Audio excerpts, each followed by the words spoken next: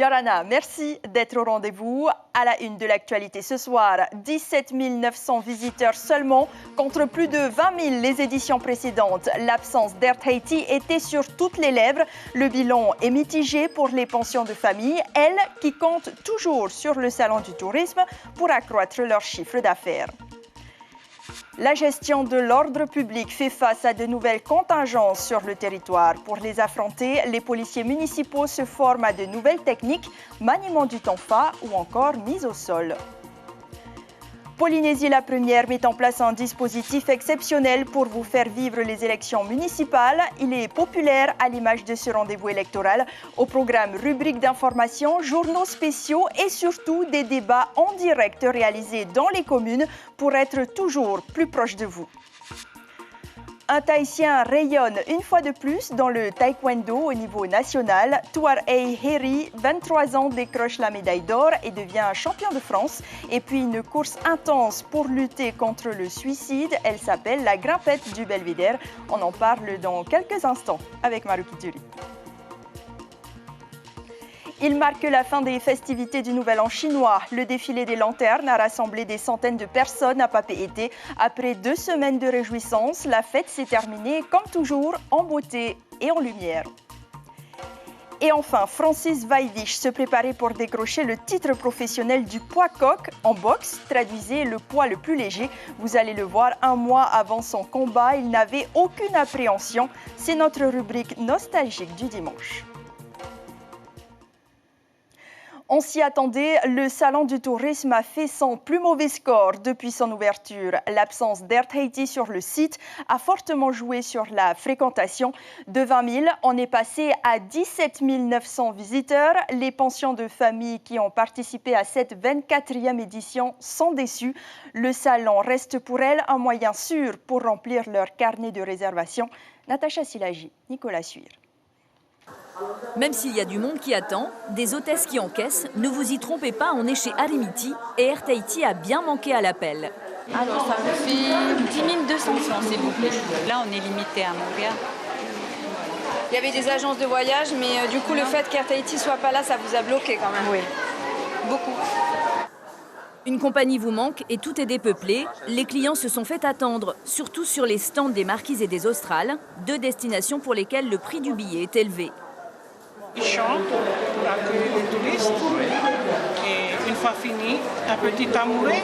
Sans Air Tahiti, on a moins de monde. Alors comme si tu veux regarder, là je suis à mon 5e, je vais passer à mon 6e dossier de tout le salon. Et c'est peu pour moi. Et d'habitude, c'était plus du double? D'habitude, je fais 20 à 24 dossiers. Si ils achètent le séjour, tout ça dans les pensions, et après il faut aller à Air Tahiti, il faut voir s'il y a de la place à Air Tahiti. C'est plus compliqué. C'est plus compliqué. Voilà, cette année c'est vraiment compliqué pour les clients et pour nous aussi. C'est confirmé, mauvais bilan pour les pensions de famille qui n'ont pas pu compter sur leurs partenaires. Ça a vraiment eu un impact, je vais dire, pas catastrophique, mais presque. Surtout pour les îles éloignées, les Australes, les Marquises n'ont rien fait. Je pense qu'ils ne sont même pas rentrés dans leurs frais. Le bon point revient aux hôtels 4 étoiles qui se sont déplacés. Eux aussi étaient beaucoup moins nombreux que d'habitude, pour la même raison. La raison, c'est simplement qu'Air Tahiti n'était pas présent cette fois-ci. Donc, je pense qu'on a tous été un peu, on avait tous un doute quant à la fréquentation de ce salon. Nous-mêmes, on a hésité pour participer. C'est un Mano Mano Lodge avec un joli plage côté sud de l'île. C'est à Papara. Les prestataires, eux aussi, ont plutôt bien réussi à se vendre. Des activités nautiques jusqu'au plaisir du palais. Et puis les acteurs du secteur peuvent garder le sourire. Les recettes du tourisme ont rapporté 65 milliards de francs l'an dernier. Sachez en revanche pour la note positive que la Polynésie a accueilli près de 300 000 touristes en 2019, un score qui n'avait plus été atteint depuis le début des années 2000. Il y a de plus en plus de violences dites dures en Polynésie, en partie à cause de l'ICE. C'est ce qu'a déclaré un formateur d'unité de police venu spécialement sur le territoire. Car pour faire face à ces situations dangereuses, les policiers municipaux doivent vraiment être formés. Ils ont justement bénéficié d'un stage avec un professionnel de self-défense. Objectif, mettre à jour leurs capacités techniques et physiques. On voit cela avec Stéphane Ratino et Sandro Lee. C'est un face-à-face auquel il vaut mieux être préparé. Un délinquant couteau en main et face à lui des policiers municipaux en rang serré. Leur but, mettre fin à cette situation en préservant toutes les intégrités. Le formateur, c'est Thierry Delièvre, un spécialiste de la self-défense professionnelle, au passé riche. Il a travaillé au sein d'un groupe d'intervention de l'État. Il explique, il peaufine avec les policiers les moindres gestes, car la gestion de l'ordre public doit faire face à de nouvelles contingences sur le territoire. De plus en plus en Polynésie, on a des cas de violence dure, notamment à cause du ICE, avec des gens qui deviennent de plus en plus incontrôlables. Et aussi cette petite délinquance qui est moins fréquente parce qu'on a apparemment moins de délinquance, moins de criminologie, mais plus forte en fait. En Polynésie, il y a plus de 400 policiers municipaux répartis entre tous les archipels. Une fonction consolidée comme service public de proximité et où le degré de professionnalisme est de plus en plus une réalité.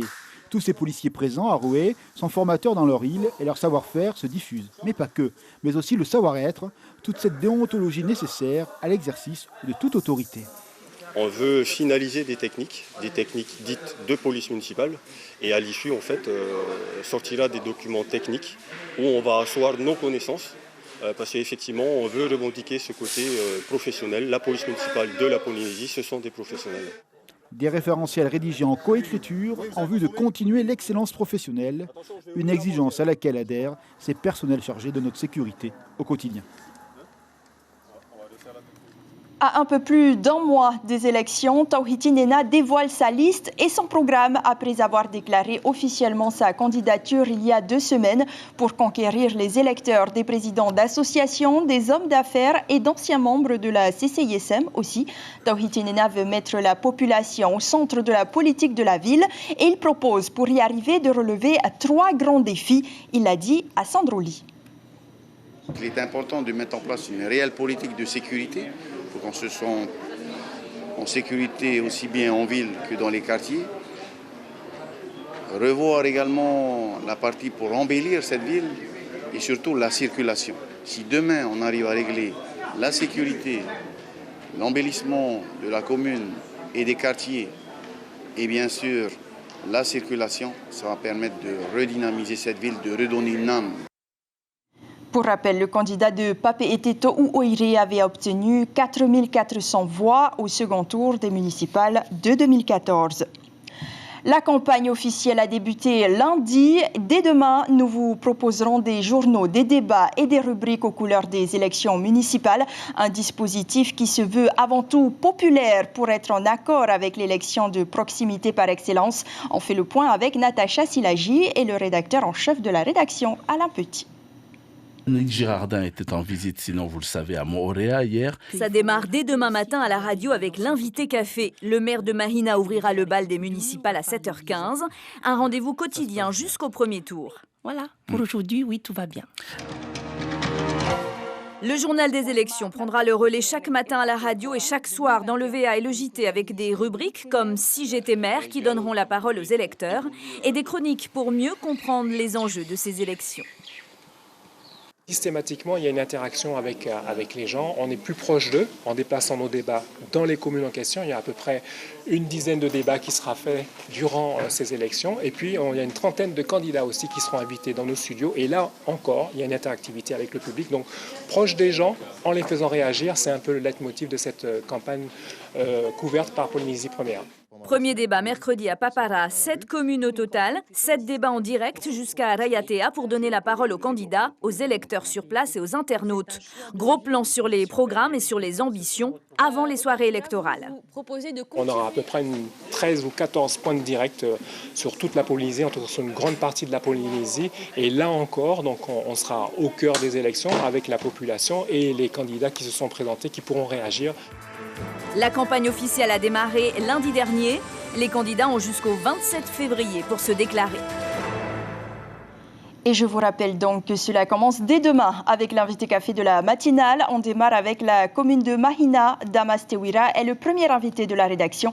C'est à 7h10 en direct radio, télé et Internet. Et dès demain également, nous vous donnons la parole. Vous pourrez poser vos questions en direct chaque matin en appelant au 40 86 16 00 ou sur notre page Facebook Polynésie la première. Et je vous rappelle, la Nouvelle-Calédonie fait face à la dépression tropicale forte Huezi. Le Caillou est passé en préalerte cyclonique. Ce matin, la dépression se situait à environ 300 km au nord des Bélep. 6 communes sont en vigilance orange pour les fortes pluies et les orages. Des rafales de vent jusqu'à 75 km/h sont également annoncées. Les autorités calédoniennes s'attendent à ce qu'elle se transforme en cyclone d'ici mardi ou mercredi. Et nous passons tout de suite à l'actualité sportive du jour, mais avant, un jingle.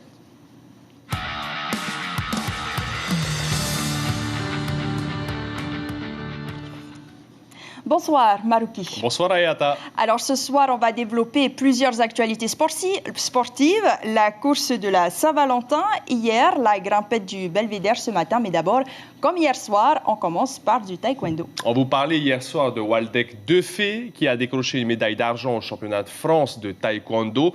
Eh bien ce soir, on vous parle d'un autre Tahitien qui a décroché la médaille d'or dans sa catégorie. Il s'agit de Tuareg Harry, 23 ans, pensionnaire de l'INSEP. L'ancien du club de Tamar Ipunaru a effectué samedi un parcours sans faute chez les plus de 87 kilos, malgré une blessure. Une deuxième couronne de champion de France consécutive qui lui ouvre peut-être la voie vers les Jeux Olympiques de Tokyo. Le reportage de nos confrères d'Outre-mer la première. Mission accomplie. Tuareg Harry a conservé son titre de champion de France des plus de 87 kilos. Blessé à la jambe, le combattant polynésien affiche sa retenue légendaire. Mais cette victoire permet tous les espoirs pour la sélection au JO. J'ai démontré que j'étais le meilleur français dans ma catégorie en tout cas.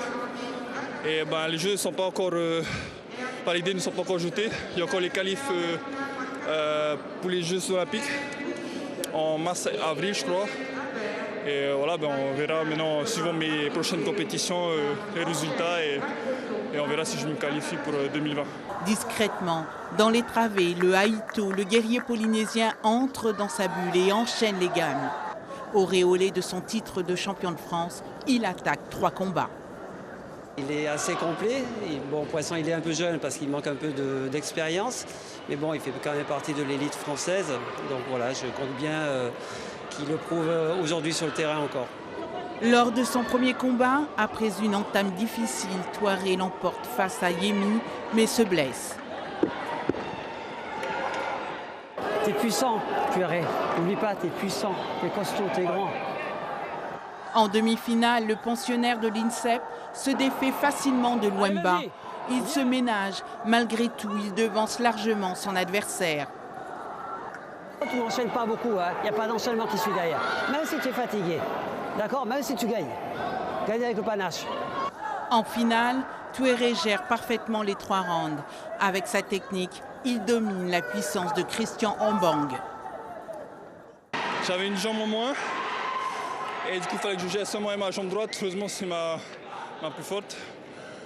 Donc, je fais que ça. Gérer le combat avec ma jambe avant. Et de temps en temps, je sortis ma jambe gauche pour camoufler un peu le combat, quoi. Sur la plus haute marche du podium, Tuareg rayonne. Il a hissé pour la 2e fois consécutive le taekwondo polynésien au sommet national.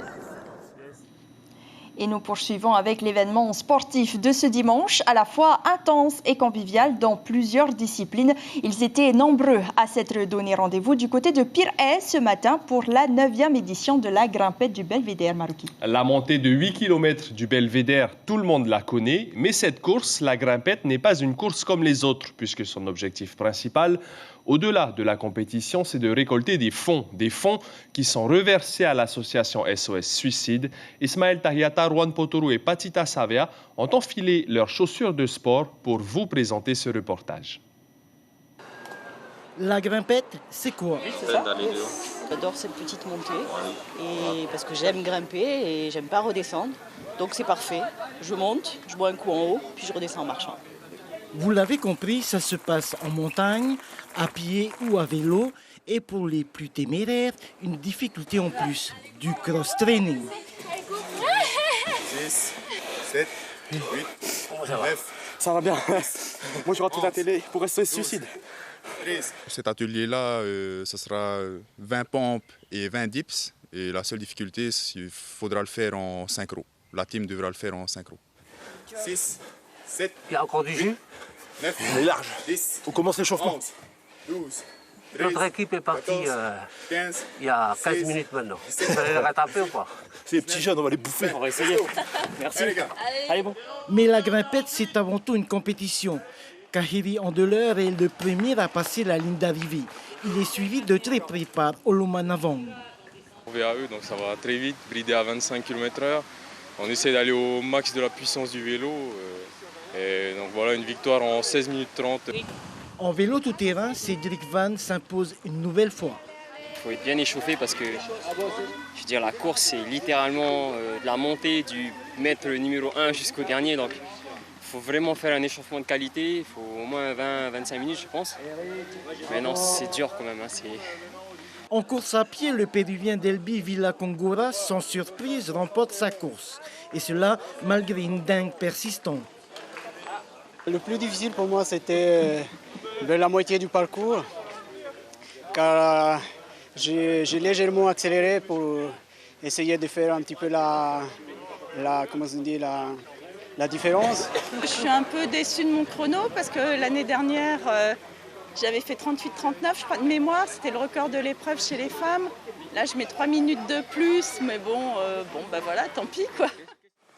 Du côté des organisateurs, le bilan est mitigé. Avec 570 000 francs récoltés en 2019 et une centaine d'inscrits en moins cette année, il sera difficile de faire mieux. Direction les Raromat Ei désormais à Huahine, plus précisément où s'est disputée hier samedi la première course de Va'a de l'année. Il s'agissait d'une course de V1, la première de l'histoire organisée par le tout nouveau club de Kevin Serran Jérusalemi.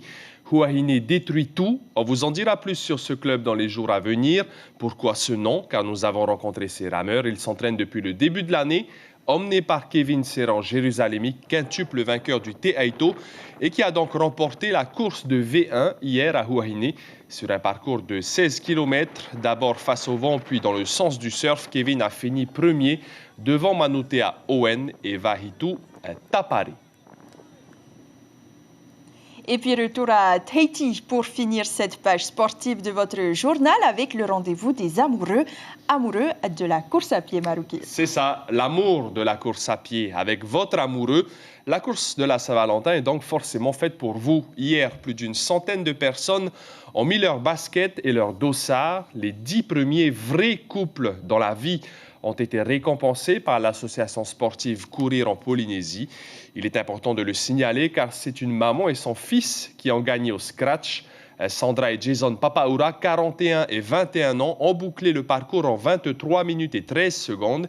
Elodie Menou et Thierry Maury s'imposent dans la catégorie des vrais couples. Et comme d'habitude, les femmes ont eu droit à leur petite rose pour la Saint-Valentin. On écoute le duo gagnant, mère-fils, au micro de Patita Savea.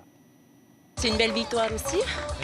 Et le départ a été assez rapide et puis il fallait suivre sa cadence. Et au retour, j'ai un peu baissé, mais le résultat est là, on est premier. Voilà, c'est ainsi que l'on referme cette page sportive. Je vous souhaite une excellente semaine et on se revoit bien sûr le week-end prochain. Mais avant cela, jeudi, il y aura la soirée des trophées du sport. Et nous vous suivrons en direct, Marouki. Merci pour toutes ces informations sportives et ce rappel, très bonne semaine à vous.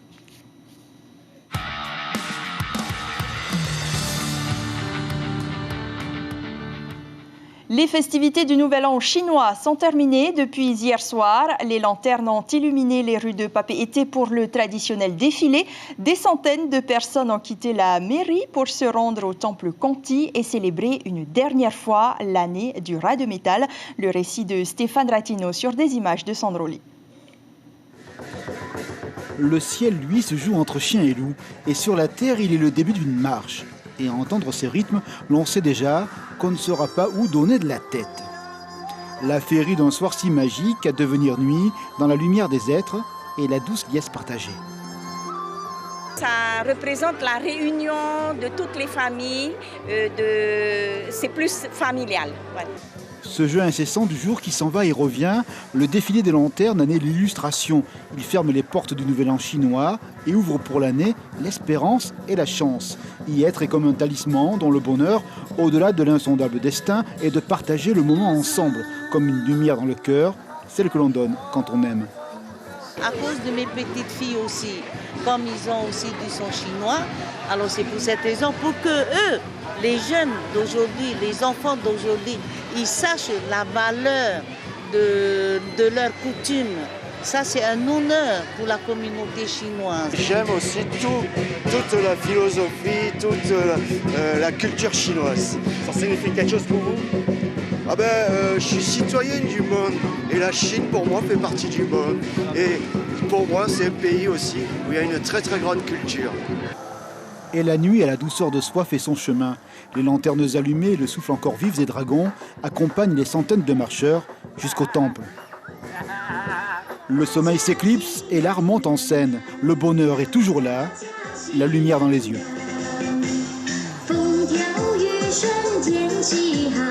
Ça nous illumine dans toute l'année qui va venir. On espère que toutes les familles soient heureuses et surtout en bonne santé. Et encore une fois, Singen Kailok, Kyungyi Parchoy. À la fête des lanternes, la lune ne fait pas grève. Sur la terre, c'est beau la lumière des hommes. Et enfin de la boxe pour terminer avec notre rubrique au Fénois d'avant. Francis Vaivich, boxeur professionnel dans les années 90. Il est par ailleurs entré dans les annales grâce à une victoire face à Julio César Borboa. C'était en 1991. Dans son palmarès aussi le titre professionnel de poids coq, soit celui du boxeur le plus léger. Reportage.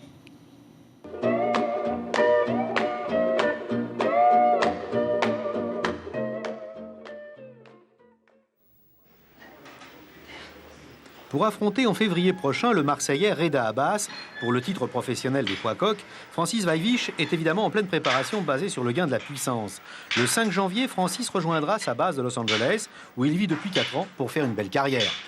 C'est là où vraiment tu peux y arriver. Si tu rencontres des cracks là-bas et puis tu les bats, c'est que tu peux avoir la cote en France. Et je sais que depuis que j'ai boxé en amateur en France, j'ai eu un sacré succès. Et je sais que la prochaine fois, mon prochain combat, ça serait plus que succès. Tu comprends ce que je veux dire? Je sais que j'ai progressé aux États-Unis. J'ai beaucoup progressé que personne peut-être n'a pu voir. Mais j'espère qu'au prochain combat, je pourrais montrer mon savoir et la technique et la progression que j'ai fait là-bas. À Los Angeles, Francis travaillera rythme, vitesse et endurance. Reste à connaître le lieu et la date du combat. En métropole, le contact, c'est Louis Acariès, ancien boxeur devenu organisateur. On a eu Acariès hier au téléphone. Tout est prêt. Simplement le lieu et le jour du combat, il va nous le dire ça la semaine prochaine, début de la semaine prochaine. Bien sûr, il y a Marseille qui tient la corde en ce moment, puisque Abba est de Marseille. Et on attend impatiemment le jour de la date. Francis quittera la Californie 15 jours avant le combat pour absorber le décalage horaire. C'est un groupe de 6 personnes, entraîneur adjoint et sparring partner qui l'accompagnera. Alors il faut de l'argent. C'est pour cette raison que Francis Vaivich organise 2 soirées dansantes à Taravao, vendredi et samedi. C'est sur ce reportage que s'achève cette édition. Voici un rappel de l'information du jour. Seuls 17 900 visiteurs ont fréquenté le 24e Salon du tourisme, le plus mauvais chiffre de fréquentation depuis son ouverture. L'absence d'Air Tahiti en est la raison principale. Le bilan est mitigé pour les pensions de famille, elles qui comptent toujours sur le Salon du tourisme pour accroître leur chiffre d'affaires. À suivre cette semaine, demain, le ministre de la Santé fera un point sur le coronavirus. Aujourd'hui, on compte plus de 40 000 personnes infectées et plus de 900 décès dans le monde. Jeudi, rendez-vous avec les trophées du sport. Nous saurons alors quel sportif est élu meilleur athlète de l'année. Et jeudi toujours, Gaston Floss saura si oui ou non il pourra être candidat dans la capitale. Les titres de la presse écrite demain. Pour la dépêche, le parti de Povana sera-t-il réhabilité à son tour? Et Haiti Info, pourquoi s'agrandent aux affaires sociales? Merci de nous avoir suivis. Juste après ce journal, un film américano-britannico-australien, Lion, basé sur une histoire vraie. L'information revient demain matin dès 5h en radio avec Ibrahim Ahmed Azi et Carlos Natoua. À cette même place, Teupo Fatupua Aveille, Chiquita Darouzès. Portez-vous bien. Très belle semaine. On se quitte sur ces très belles images du défilé des lanternes hier soir.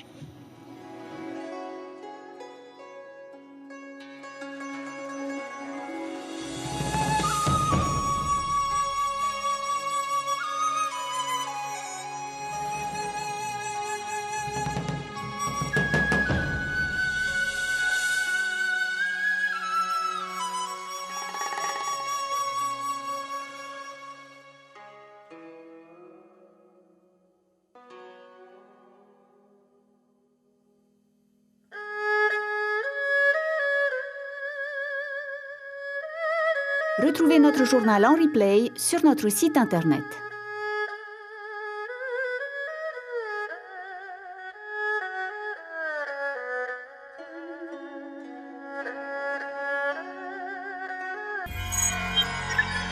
Retrouvez ce programme en replay sur notre site internet.